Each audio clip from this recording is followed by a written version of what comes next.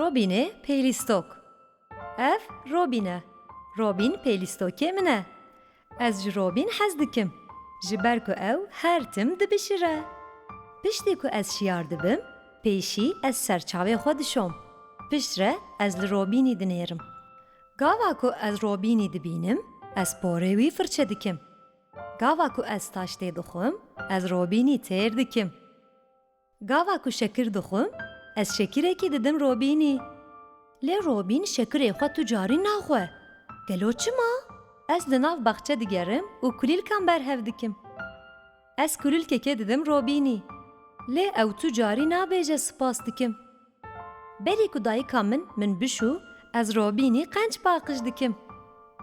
Ez kincên sor li Robinî dikim. Lewra ez ji rengê sor hez dikim. Gava ku ez radikevim, ez Robinî li cem xwe dirêj dikim.